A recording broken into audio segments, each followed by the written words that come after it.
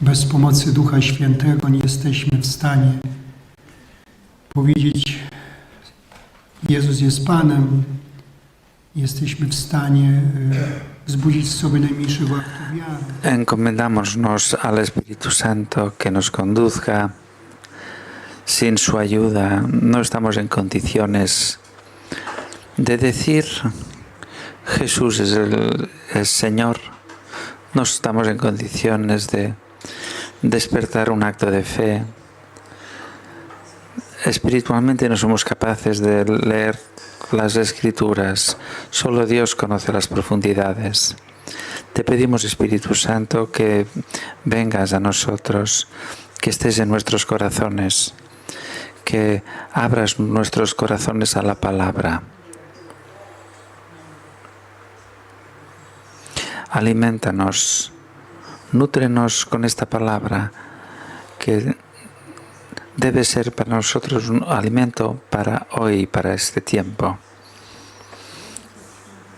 En esta actitud en la que estamos recogidos, dirigámonos con todo el corazón a la palabra de Dios, este capítulo 13. Primero voy a leer la palabra de Dios.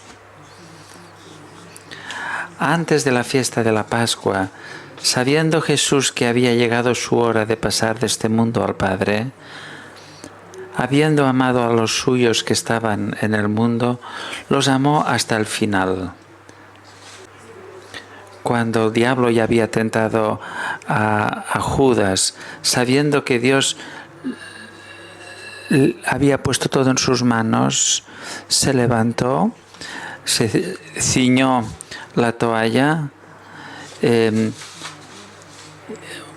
puso agua en el recipiente y empezó a lavar los pies a los alumnos. Y fue a Simón Pedro y éste le dice: Señor, ¿lavarme los pies tú a mí? Jesús le replicó: lo que hago tú no lo entiendes ahora, pero lo comprenderás más tarde.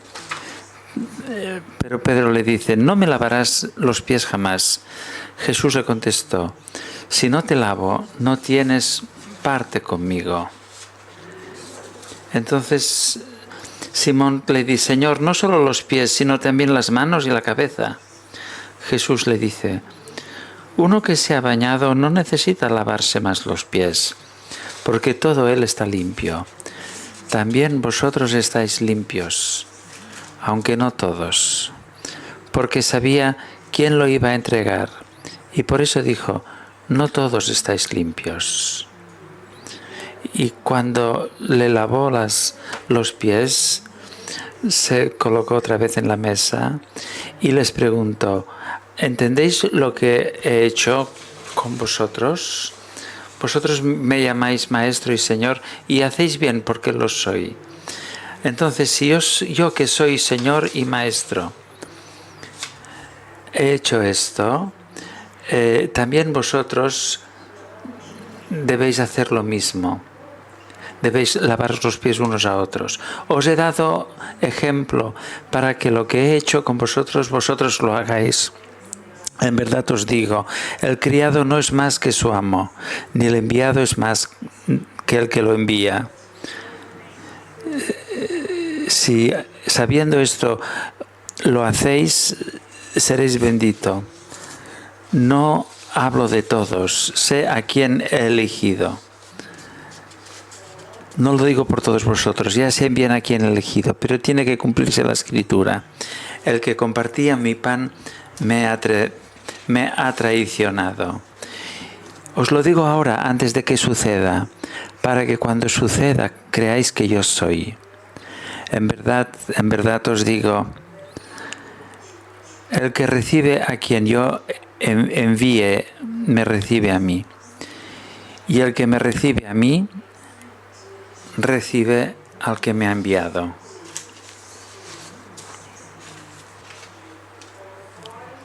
Empiezo con lo que he compartido antes.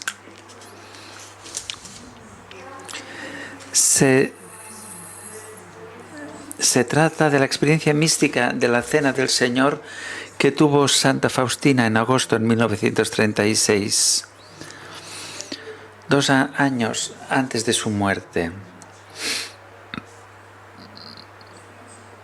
Está en Cracovia, era un jueves, hace la hora santa prescrita en las reglas, adora al Señor Jesús de 9 a 10 como reparación por los pecados del mundo.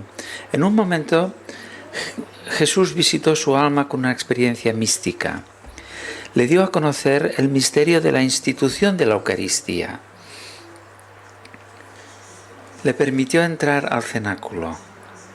Ella estaba allí y vio lo que estaba pasando. El momento justo antes de la consagración, sin embargo, fue el que más la conmovió, y luego fue el momento mismo de la consagración. Definitivamente fue una cognición infundida. Ella escribió, número 685. Jesús, antes de la consagración, alzó los ojos al cielo y entabló una conversación misteriosa con su Padre.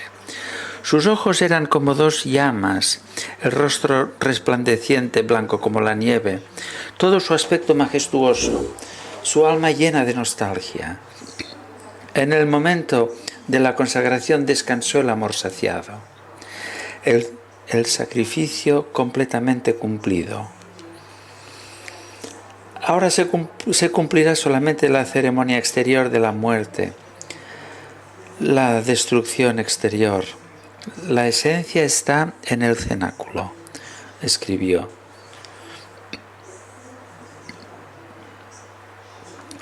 Después, otro acontecimiento que me sorprendió, las siguientes líneas. Cuando terminó la hora santa, fue a su celda. Luego recibió otro conocimiento infundido. Supo en su alma cuánto Dios era ofendido por una persona acercada a su corazón.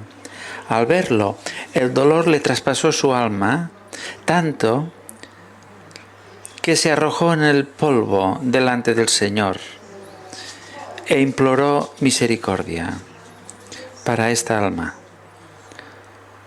Durante este acontecimiento fue tan conmovedor que durante 2 horas estuvo llorando, rogando y flagelándose, oponiendo así al pecado en el alma de esta persona. En cierto momento conoció que la divina misericordia envolvió a aquella pobre alma.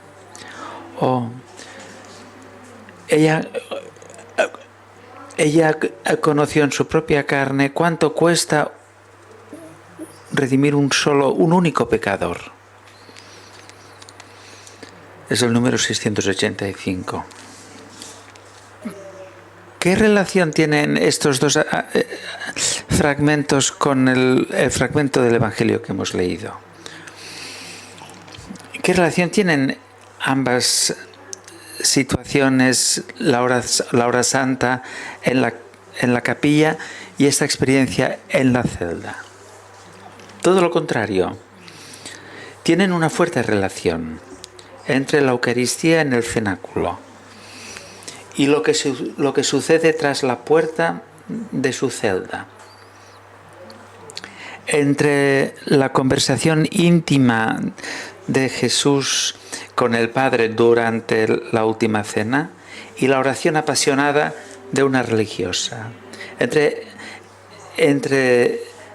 el lavamiento de los pies y el lavamiento de los pies de esta persona que le era cercana mediante su oración, sufrimiento, sacrificio que emprendió Faustina en su celda.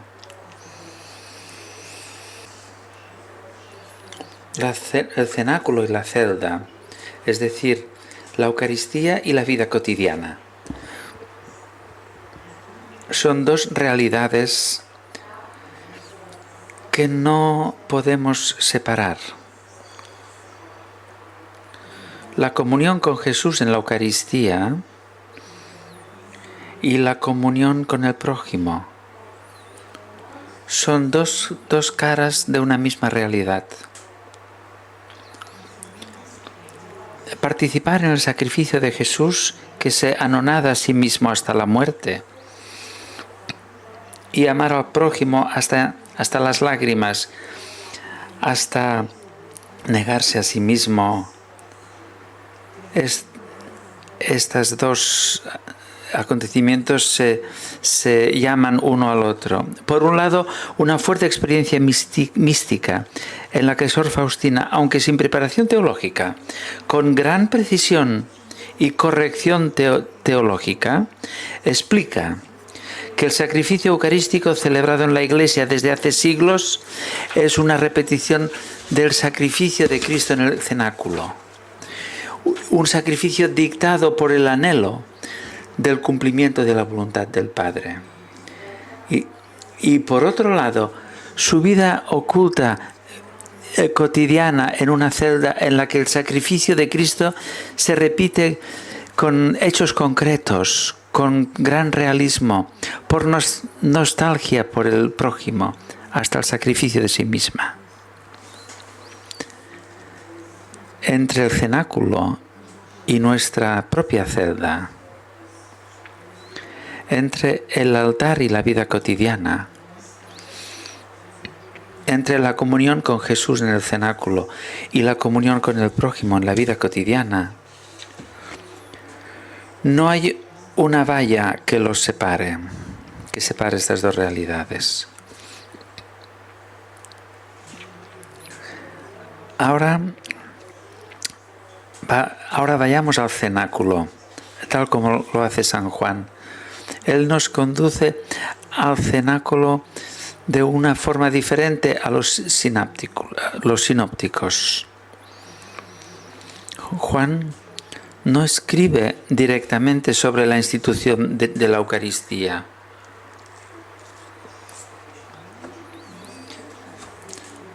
¿Por qué en lugar de estas palabras de la institución, él introduce la escena del lavatorio de los pies? ¿Qué relación tiene este episodio con la Eucaristía? Os quisiera dar una respuesta general de un biblista.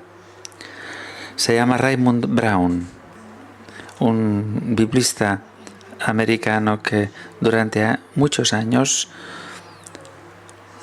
los dedicó a estudiar los escritos de San Juan. Escribió un libro pequeño que el cardenal Martini dijo la mayor obra de Brown. Este librito es como un retiro con San Juan, y allí Brown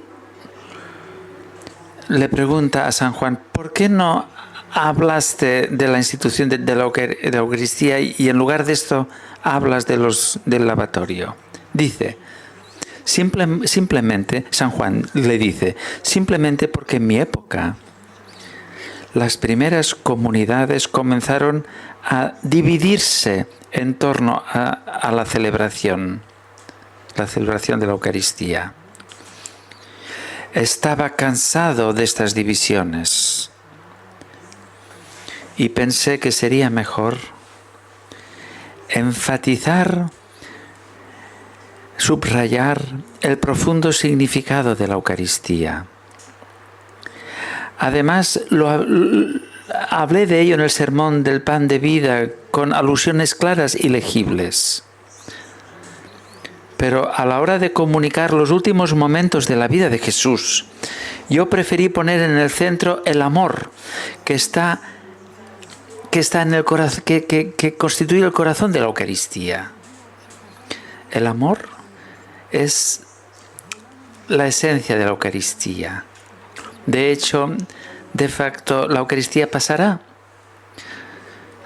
porque es una institución de la vida terrena, mientras que el amor es eterno.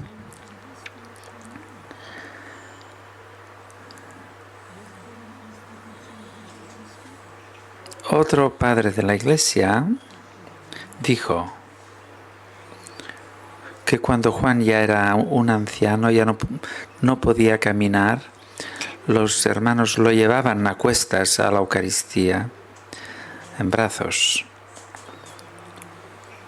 Y él predicaba homilías en las que siempre repetía la misma palabra: hermanos, amaos unos a otros. Y nada más. Sus homilías eran muy cortas.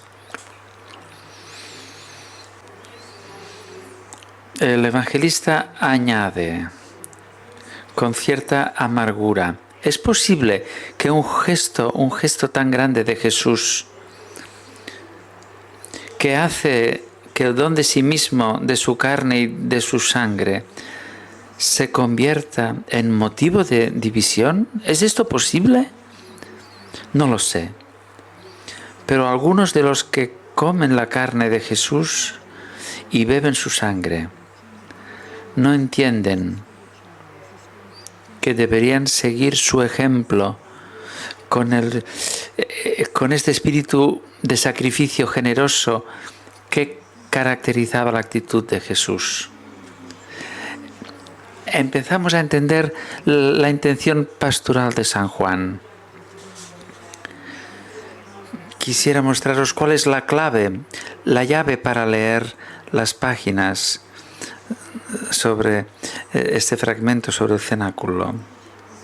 Él quería recordar a la comunidad que Jesús no instituyó la Eucaristía solo para que pudiéramos celebrar el santo memorial de su amor sacrificial, sino también para mostrarnos el sacrificio de una vida compartida.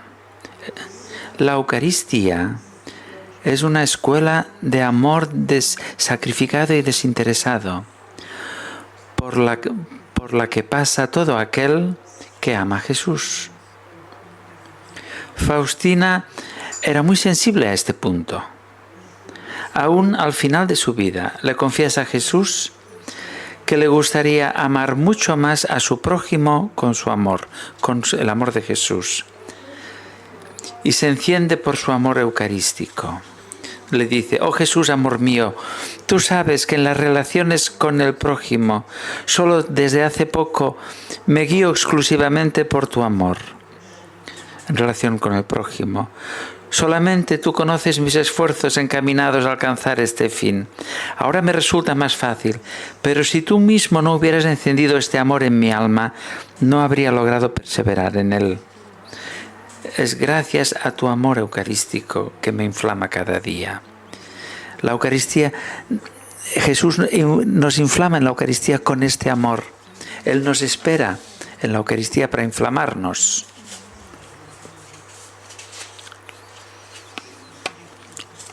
Era antes de la fiesta de Pascua. Sabiendo Jesús que había llegado su hora de pasar de este mundo al Padre,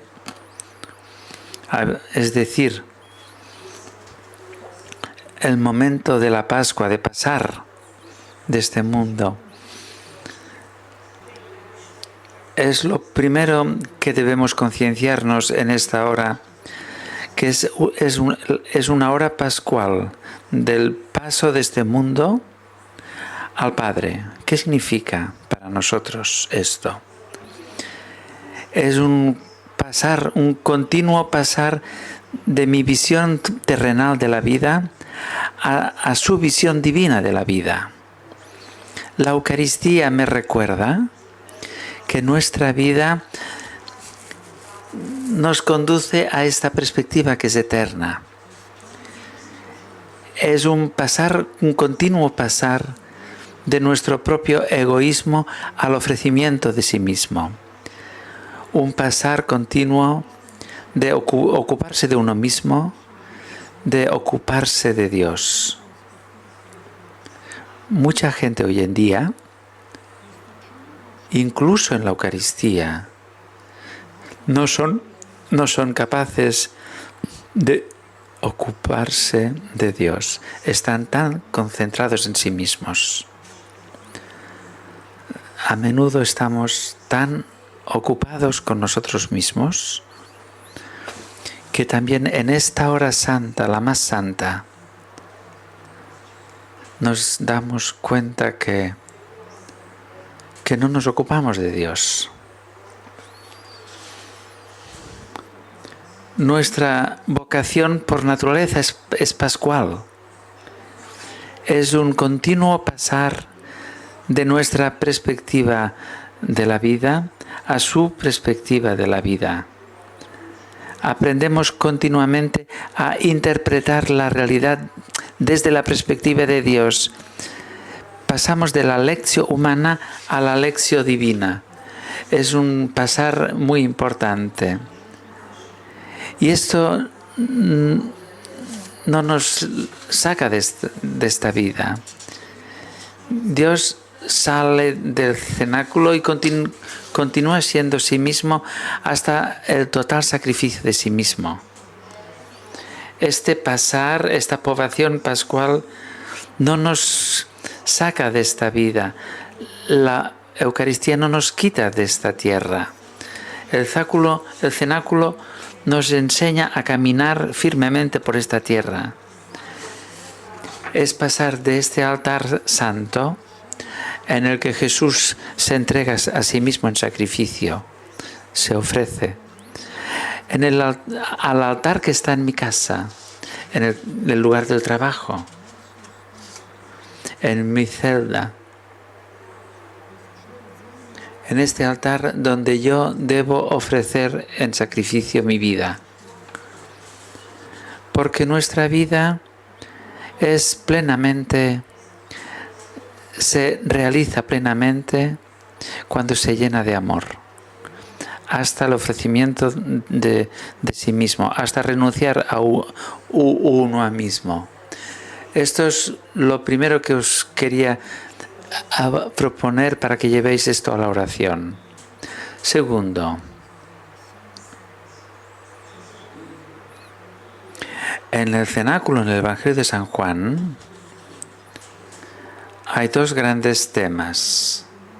El primero, el primerísimo, es la Eucaristía, descrita con el lenguaje de San Juan del lavatorio de los pies.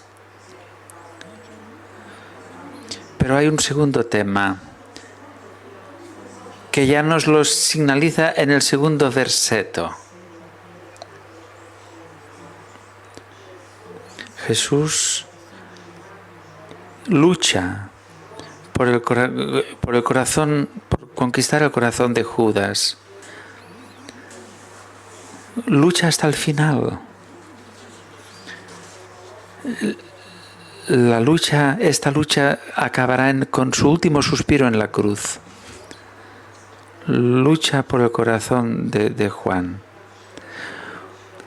Estaban cenando y al diablo había suscitado en el corazón de Judas, hijo de Simón Iscariote, la intención de entregarlo. ¿Y qué hizo? Jesús, sabiendo que el Padre había puesto todo en sus manos, se levanta de la cena, se quita el manto. En la Biblia, quitarse el manto significa entregar la vida. Se referirá a esto en el capítulo 10. Yo mismo pongo mi vida, como ahora pone aquí su manto. Esta es la respuesta de Jesús a lo que sucede en el corazón de Judas. Un corazón humano. Esto es lo que Jesús nos enseña en el cenáculo. Solo se puede conquistar con amor. No conquistaremos ningún corazón humano con persuasiones, con palabras. Todos lo sabéis. Basta que os fijéis con vuestro propio corazón. Mi corazón solo puede ser conquistado con el amor.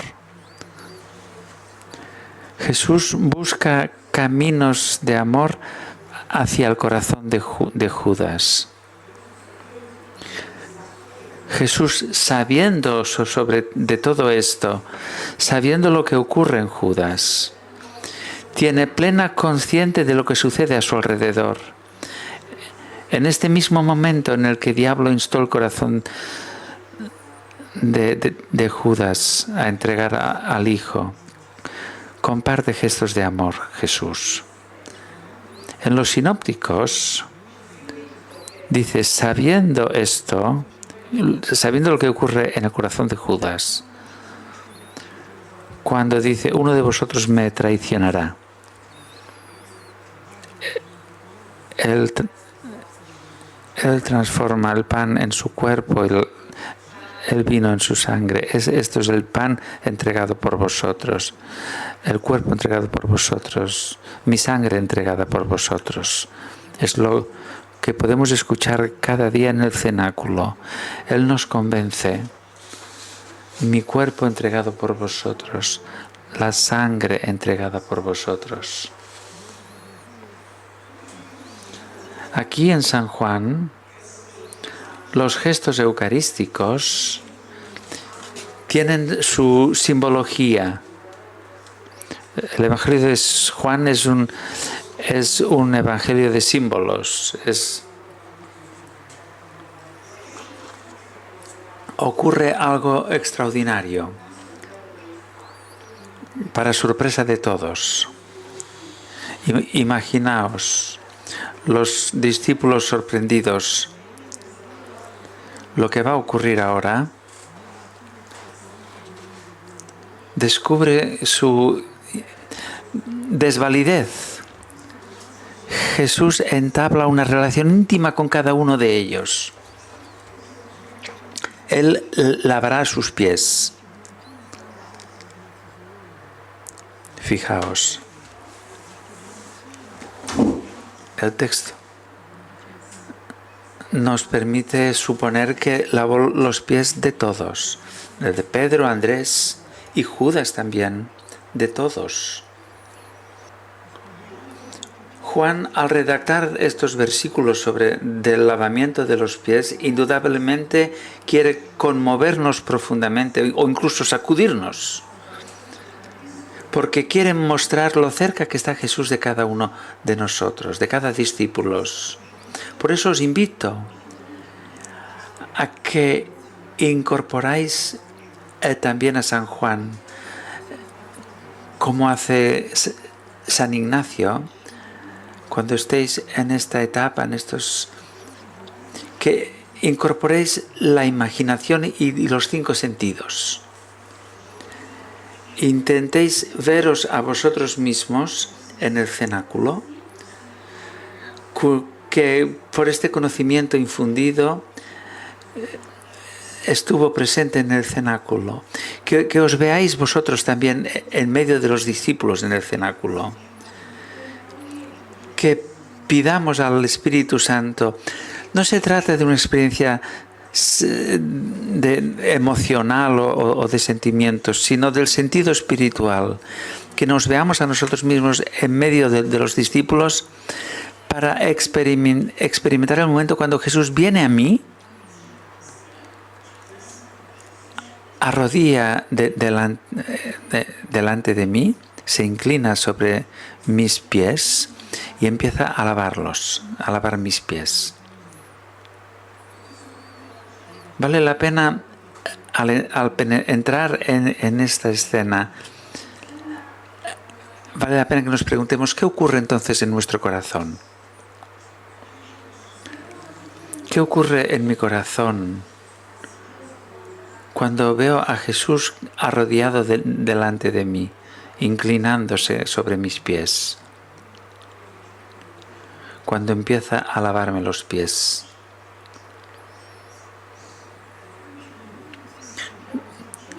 Fijemos nuestra mirada en su rostro, fijémonos en sus gestos, recordemos estos gestos, porque después Jesús nos preguntará, ¿entendéis lo que he hecho con vosotros?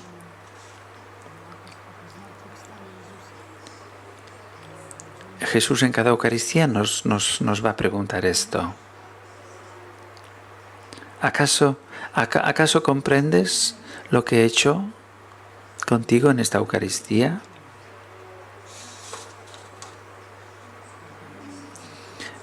Intentemos profundizar cada uno de estos gestos que hace Jesús, porque son símbolos de los gestos eucarísticos. Primero Jesús se levanta. Hay este verbo egerestai, que usarán después para la resurrección, que significa despertarse. Pero aquí literalmente se levanta. Esto ya es un anuncio. Cuando sea levantado,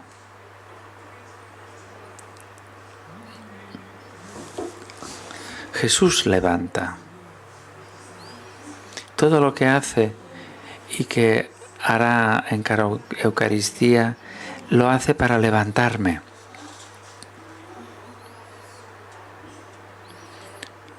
Para mí, uno de estos iconos del Evangelio que me conmueve, un criterio importante para discernir mi oración si es del Espíritu de Dios, cuando Dios actúa, cuando Jesús actúa, Él siempre levanta. Nunca me aplasta, no me humilla, siempre levanta. Cuando va a Juan, lo hace, cuando sale al encuentro de Juan, lo hace para levantarlo. Y hace estos gestos para que el discípulo no se levante, no se aparte de la mesa, para que no rompa el vínculo, los lazos con la comunidad. Luego lo vemos doblando las prendas. Es decir, coloca su vida. Yo entrego mi vida para poder recuperarla, dice en otro fragmento.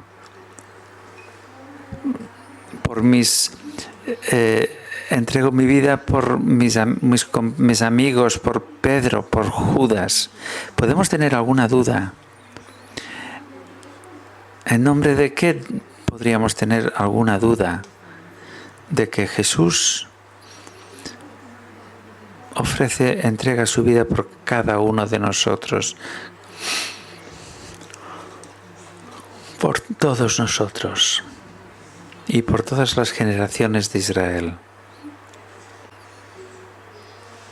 Él dobla, él pone las prendas, la toalla, se entrega completamente. Este es el misterio de la Eucaristía. Y después vierte agua en el recipiente. Derrama agua en el recipiente, y aquí vemos la consternación de los discípulos cuando ven a Jesús delante de sus pies. Jesús hace algo que está en contra de las costumbres de los judíos, del orden de este mundo. El cristiano debe aceptar que el Evangelio a menudo va en contra del orden de este mundo. Y no porque Dios lleve la contraria al hombre, sino solo porque Dios es la fuente de todo orden. Él nos confronta con nuestro desorden. Él siempre nos ordena. Humanamente nos puede parecer que hace algo en contra de este mundo, porque el mundo cada vez se sumerge más en el caos, en el desorden. Jesús, el Evangelio, lo que leamos en la Biblia, va en contra del orden de este mundo.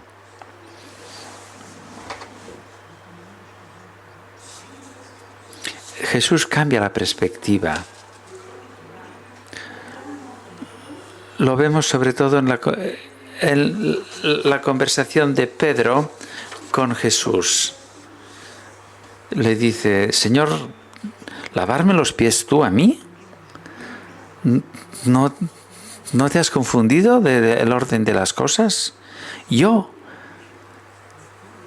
debería lavarte los pies a ti.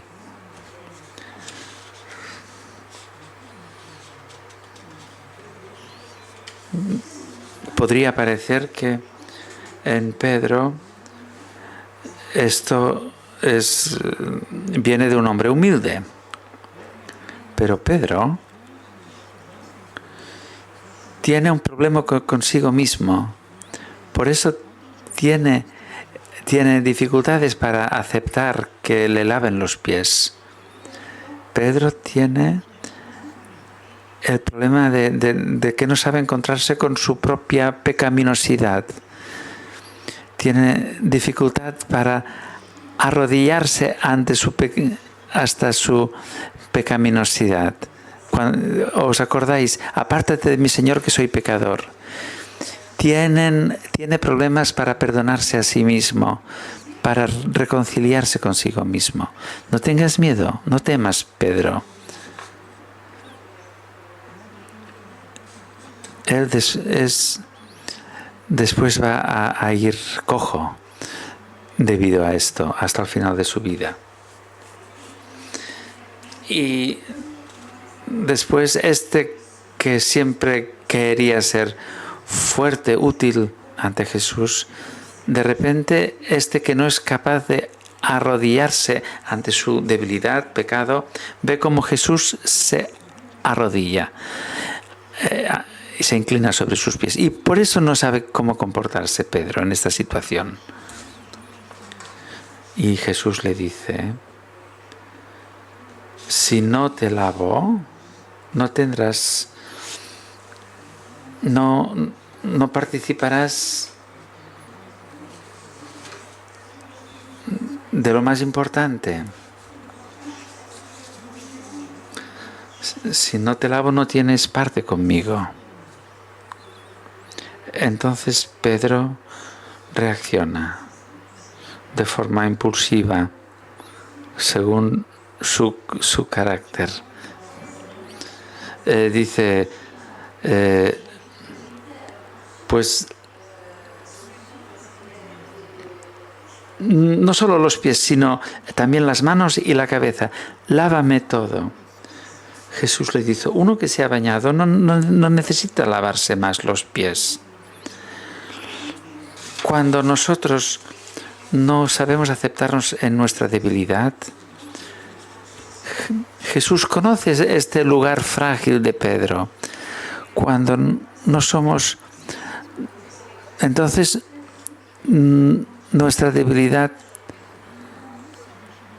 nos concentra tanto en nosotros mismos que rige nuestra vida hasta tal punto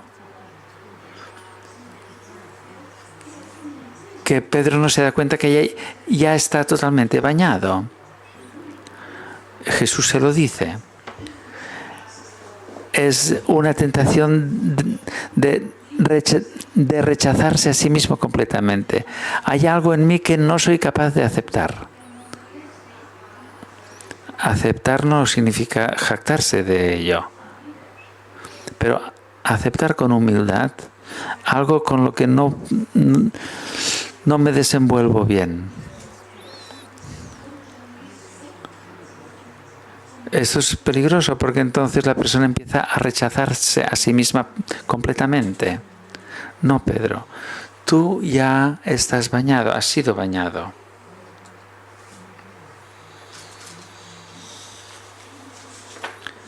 Solo desde la perspectiva de Jesús nos podemos ver a nosotros mismos en la verdad.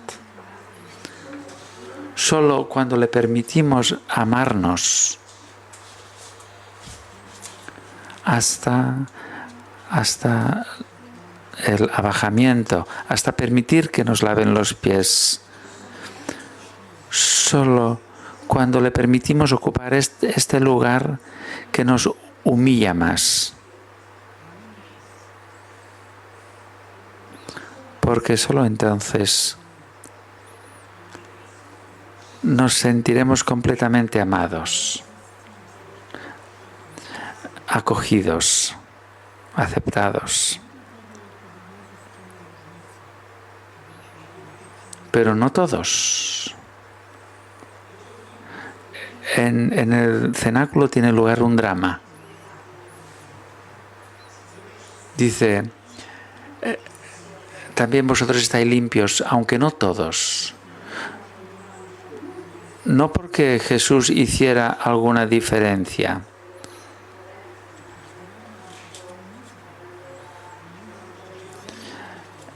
El mundo no se divide entre personas amadas y no amadas. Está dividido en dos grupos, los que se abren al amor y los que se cierran al amor. Es un drama, un misterio de este drama en la vida de las personas que se cierran a este amor, no se dejan amar. Y el peor drama de Judas en el cenáculo, que suena en diversos versículos, no es que cayó tan terriblemente que permitió a Satanás ocupar su corazón. El peor drama de Judas es que, encontrándose en este estado, no se abrió al amor. Abrió las puertas del cenáculo y se marchó.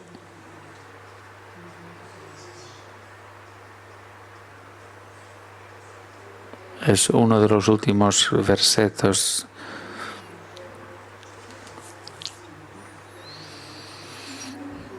Pero cuando les lavó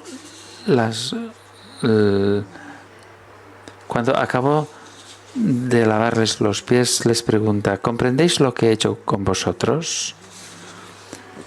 Y entonces oímos unas palabras muy importantes. Os he dado ejemplo para que lo que yo he hecho con vosotros, vosotros también lo hagáis. ¿Cómo entendemos estas palabras? Muy a menudo lo comprendemos como si Jesús nos dice, tomad ejemplo de mí, os lavé los pies, vosotros haced lo mismo. El servicio de lavar los pies puede indicarnos el gesto del siervo hacia su Señor. Tal como yo os he hecho, hacedlo vosotros unos con otros. Pero nosotros sentimos que cuando comprendemos así estas palabras, en nosotros aparece una tensión, porque con todo nuestro ser sentimos que no somos capaces de amar como Jesús. Ninguno de nosotros, nadie es capaz por sí mismo de un amor sacrificado, tal como se rebaja a sí mismo hasta amar hasta el final. Es el amor ágape. Es el amor que de tu vida haces un altar en el que ofreces tu vida hasta el final. No hay en nosotros una fuente de este amor. Solo Dios ama de este modo. Y así puede amar una persona que ha sido capacitada para vivir este amor y abrirse a este amor. Por eso, en Juan hay un truco de redacción de su evangelio. Un patrista italiano se percató de ello.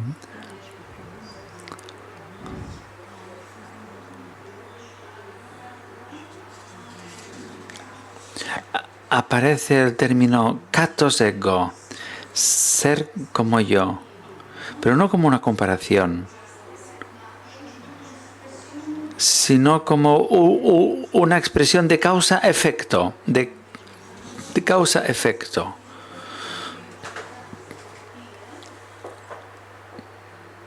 Es como una petición de Jesús: amaos los unos a los otros como yo os he amado. Es decir, tomad el amor de mí, extraed de mí el amor, para que podáis amar tal como yo amo. En este sentido lo dice. En la medida en la que extraigas de mí este amor, estarás en condiciones de dar el amor. En la medida en la que te abras tú al amor sacrificado que yo te doy, en la misma medida serás capaz de amar con un amor sacrificado a los demás. No hay nada de peleguionismo, como dice el Papa Francisco, de voluntarismo. Toda la ascesis cristiana consiste en que nosotros nos abrimos a la gracia. Todo el esfuerzo debe centrarse en abrirse a la gracia, para que la gracia pueda obrar en nosotros. Y si sabiendo esto, seréis benditos si actuáis de este modo. Seréis felices. Subraya la felicidad si actuamos de este modo. Entonces Jesús quiere que en lo que hagan los discípulos sean felices. La obra de la salvación consiste no solo, lo digo de forma provocativa, la obra de la salvación no solo consiste en que Jesús está dispuesto a dejarse clavar en la cruz por nosotros, humillado, despreciado, golpeado y al final matado. La obra de la salvación consiste en que todo esto lo hace por amor. Que en cada uno de estos momentos, cuando es lastimado, golpeado y matado, no deja de amar a cada uno de nosotros, incluso al mayor de los criminales.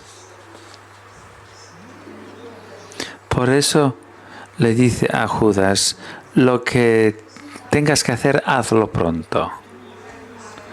Es como si lo enviara para que lo traicionara. Nadie me quita la vida. Yo soy quien la doy.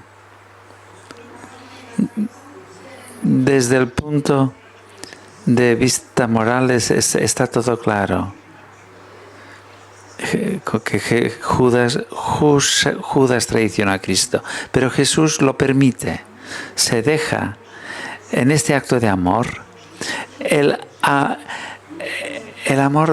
acto de amor de Cristo se anticipa a todo lo que hagamos. Y Él, por amor, ya se cambia de lugar con nosotros. Y incluso con Barrabás está dispuesto a cambiarse de lugar con nosotros porque somos hijos del Padre. Y de aquí surge nuestra felicidad. el sufrimiento no es una fuente de felicidad. El sufrimiento por sí mismo es infierno. El sufrimiento solo tiene sentido en Él, porque Él, por amor a nosotros, emprendió este camino. Solo por eso que Él ocupó este lugar en la cruz, Él transformó este signo en una bendición. ¿Qué significa que bendecimos con la cruz? Confesamos que somos felices en virtud de su gracia, al tener un Señor así y un Salvador así.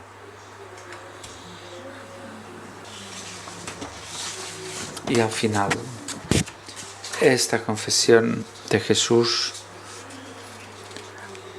ahora, antes de que esto ocurra, os lo digo para que creáis que yo soy.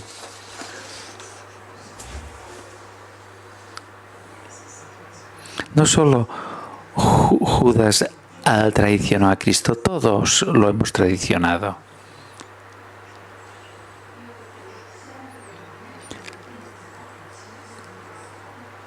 La Iglesia nunca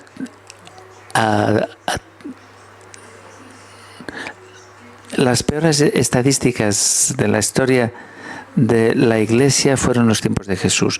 Todos lo abandonaron. Todos se alejaron de Él. Pero Él dice, os lo digo ahora, antes de que suceda. Os lo digo, para que cuando suceda, para que creáis que yo soy.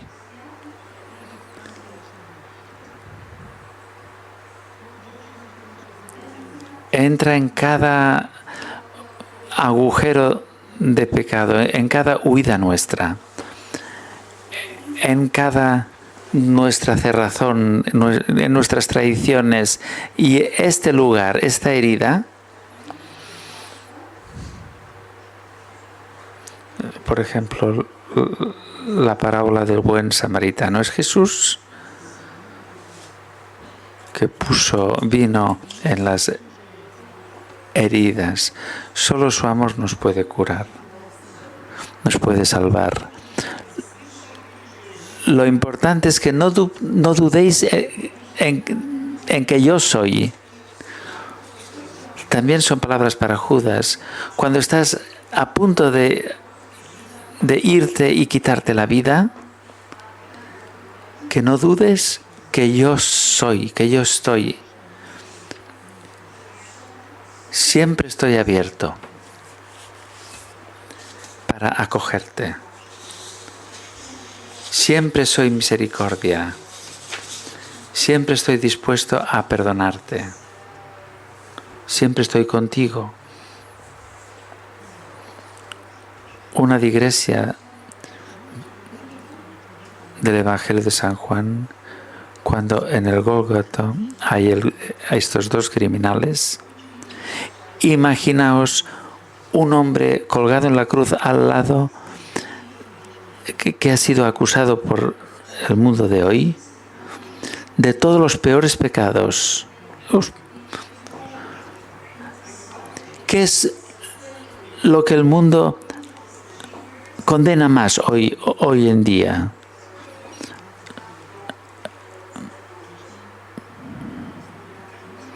Pues este hombre tan degenerado se dirige a Jesús antes confesando: nosotros sufrimos justamente por nuestros pecados. ¿De qué tienes pretensiones?, le dice al otro criminal. Y sin embargo, es un misterio de la gracia. Se dirige a Jesús y dice: acuérdate de mí cuando llegues a tu reino. Y la respuesta es inmediata: aún hoy estarás conmigo en el paraíso. ¿Os imagináis un escándalo del mundo? Lo que enseñan los portales. Para muchos Jesús sería un escandalizador. Muchos se escandalizan por una cosa así. Jesús no dice, no ha pasado nada. Dice, yo estoy aquí. Me parece que necesitamos mucho volver a este capítulo 13 de San Juan. Porque como escribió Brown, no se nos pase lo que es la esencia misma de la Eucaristía, de la comunión, desde unirse a Cristo. Cada uno de nosotros, por el mero hecho de ir a la Eucaristía, dice, sin tu amor desapareceré, sin tu amor me pierdo. Cada uno de nosotros cuando vamos a la Eucaristía reconoce que es pecador, porque si no fuera así nadie de nosotros necesitaríamos la Eucaristía. Pero cada uno de nosotros confesamos, estoy abierto a recibir su amor. Y por eso Él nos dice, yo soy. Nos lo dice en el sacramento de la confesión, me lo dice en la Eucaristía, me lo dice yo soy en cada prójimo. Yo soy. Os lo digo para que antes de que esto suceda, os acordéis y creáis que yo soy. Os invito para que con estas palabras o otros versículos profundizáis. Es un capítulo que en nuestra vida deberíamos volver a menudo. Si puedo aprovechar el momento, os invito a todos a nuestro centro de formación. El programa es muy rico. Lo podéis conocer en la página de internet. Rezamos con la oración en el desierto, en silencio. Aprendemos a leer, a interpretar la vida bajo la luz de la palabra. Os agradezco de todo corazón por vuestra presencia. Que sea alabado Jesucristo. Y alabemos a Dios, gloria al Padre, al Hijo y al Espíritu Santo, como era al principio, ahora y siempre, por los siglos de los siglos. Amén.